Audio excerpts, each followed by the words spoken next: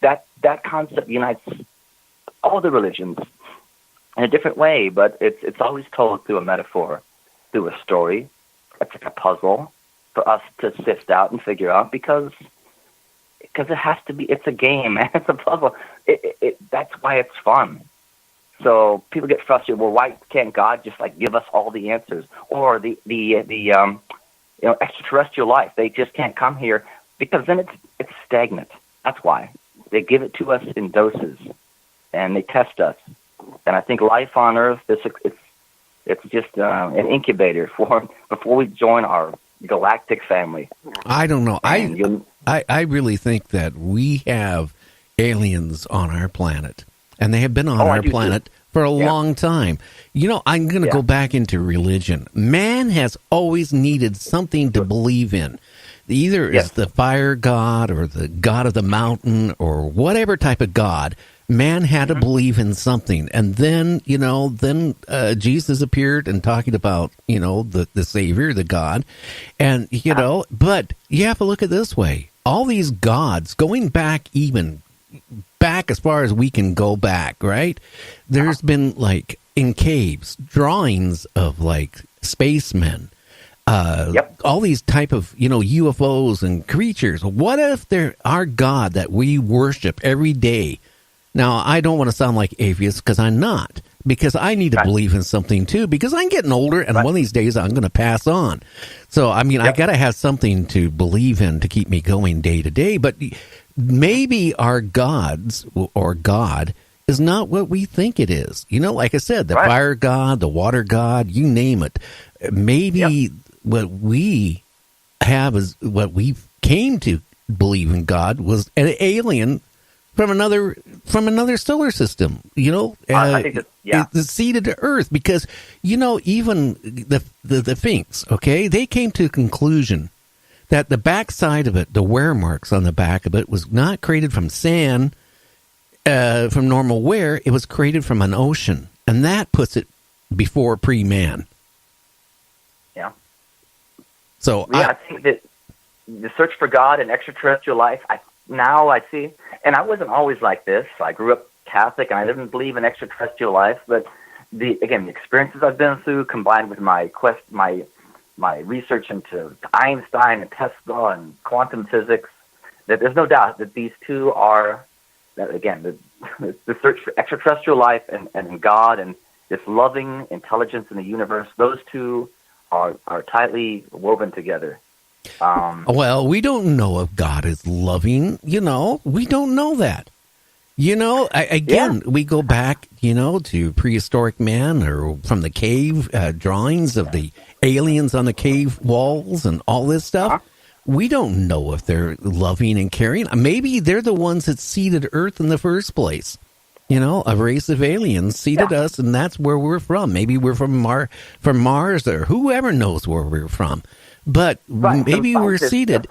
So when we go to church and pray to God, we might be praying actually to aliens and not even realize it. You don't know. Yeah, right. And I think in knowing that again, stagnation and boredom, we're supposed to keep asking and trying to figure out. And I don't pretend or claim to have ultimate truth. And like you said, I don't know if you're. I'm not religious, but I'm not an atheist, and so I find myself uncomfortable with all these groups. To me, I'm certain of God, but then let's define what that is for me. Again, it's cosmic intelligence. The universe is a living thing, and it loves us enough to challenge us. And I see it so clearly that if the universe ever tells me I need to sacrifice myself, I would do it. I know that the stories that we hear about Jesus and Martin Luther King or all these great men and women that spoke up for love and peace and progress that were killed, because that's kind of how the deal works. That's part of it too. And through my own experiences, now I see the joke of it. That the universe talked to me and said, Doug, you're safe, man. It's not even, it's a multiverse. What if when we die in one dimension, we wake up in another, and we have this experience of going through like the rabbit hole, like they talk about in the Matrix, or Alice in Wonderland or The Wizard of Oz or The Chronicles of Narnia, where these kids go through the wardrobe and have this experience and come back. I've had that stuff too. And one of my guiding, I think, as we go through life, we recognize that there are storytellers, authors who, Philip K. Dick is one of my favorites too, that you read something by them and you know that they're talking about you and your life. And so it's important then to go read some of their other stuff. That, again, time travel. That's how we help each other. The songs, and a lot of the bands and songs that I love and listen to, I recognized were again, talking about me to help me through. And so many of those stories are along that concept of other dimensions, other realities, this rabbit hole phenomenon. And it really parallels with the idea of a wormhole. And a lot of those stories, talk about Fight Club, The Matrix, the Middle Sky movie with Tom Cruise, The Truman Show with Jim Carrey. There was a great sci-fi movie called Dark City. That sounds familiar to you, with Rufus Sewell? Oh, yeah. Underrated sci-fi. And you just recognize a recurring story of it's schizophrenia. That's what they're talking about. A break from reality, go into a dream. And that's why I have to write my story, because all those movies a couple years ago played into my own life, and that's when all these revelations started happening to me. And I recognize that that's part of it. So now the universe talking to Doug, go write the story. If someone else needs that story, all those stories have guided you. Now go write it. Now, Gary, my frustration is I'm not a storyteller. I can talk about the events that happened to me, but to weave it into a compelling narrative, that's where I'm lacking. So at some point, I hope to hook up with, and I maybe just take it into a movie, write a movie script, because I know it's going to help. It's going to help somebody out there. The next person that needs to go through that rite of passage.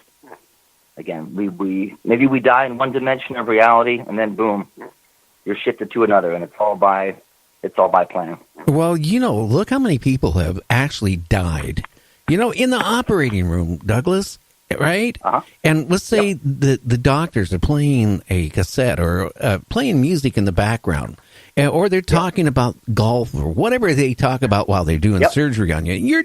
You all of a sudden die, right? And you're dead for 2 minutes or 3 minutes. But when they somehow bring you back to life, okay, and then when you come back to life, all of a sudden you saw the light, you saw your mom and dad who have passed on, you saw beautiful things, right? But on the other hand, you heard what the doctors were talking about. You heard the music, like Clearwater, Revival playing in the background while they're operating. You hear this, and you actually see them doing surgery and bringing you back, trying to bring you back to life. You see all this stuff. So that kind of tells me when you pass on, it's not just you're over with. You're going somewhere. Yeah, it's pointless. That's not an experience.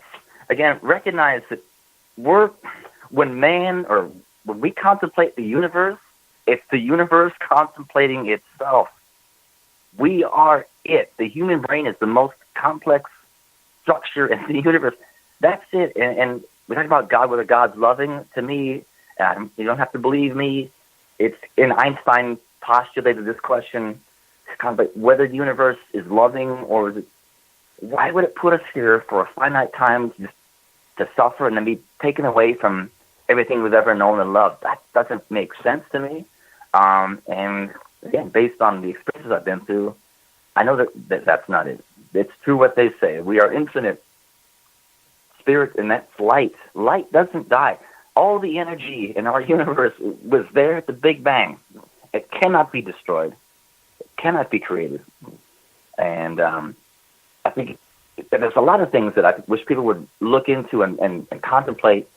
But contemplate if we're stars, this process of the gravity pushing in on us too, like the story of Jesus or any, to say, look, I love people enough that I would die. And I think we all would. You tell me you're going to kill my family or take me, take me. Or if things get so dark in this world where you see so much suffering that we all would. I don't we all know. would die for that. I don't know. So, yeah. I kind of disagree with you, Douglas, because a couple of weeks ago I was talking about a case, where a lady was hit by a bus, ran over by a bus, right? Okay. All these people, hundreds of people were there, right? A couple of people looked at her body, and she didn't die, by the way, but they looked at her body and walked away. And it took maybe a couple minutes before somebody ran over and started helping. But there was hundreds of people walking by, going through the crosswalk, just kind of glanced down at her, didn't even bother to stop to even try to help or anything. That's what scares me. And what really scares me so much, right? When I grew up, I'm going on 67, my parents knew everybody down the whole block on both sides of the street. We knew everybody by their name. I mean, we were all friends with everybody. Nowadays, people don't even know their neighbor next door. And if they do, they don't like him. People don't care about anything. I hate to say it. No, I take that back. A lot of people do care.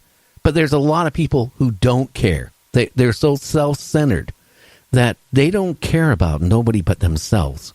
And I wouldn't even guarantee nowadays, if it was a life and death situation with some people, that if they had to jump in front of a bus to save their wife or their child, there's people out there who wouldn't even think about doing it. They would think only about themselves, and that's what's bad.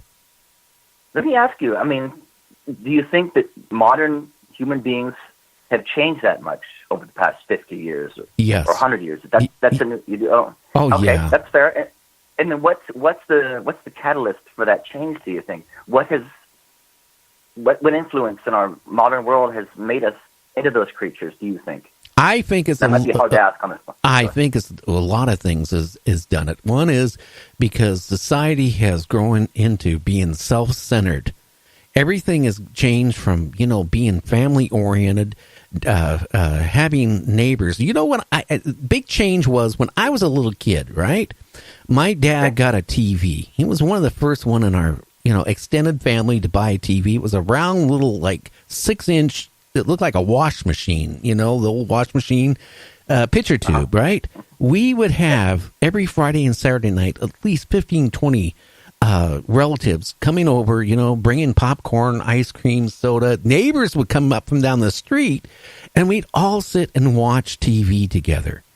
And then, after, a few years, then, TVs were everywhere. Then people didn't socialize anymore like that. I remember when I was a kid, and I'm sure you did too, when you had Christmas, you had all your relatives over, and it was really, joyful. Nowadays, a lot of people don't even want their relatives over on Christmas time. They just want to, it's got it more into greed and then what the whole concept was. And people have changed, and a lot has to do with what's happened with wars, what's happened with how the government has responded with the public, and just how society is slowly falling apart. That's what I see. Well, I'm going to agree with you. That's definitely a factor. It's definitely changed. And I'm going to answer give you my answer to that question. I think it's the influence, again, of the television, of mass media. It's led us to be greedy, to pursue, a bigger car, a bigger TV, and keep up with the Joneses, and the influence of all this reality TV and narcissism. That's going to be a huge factor in our current mess. That, like my parents, I'm 46.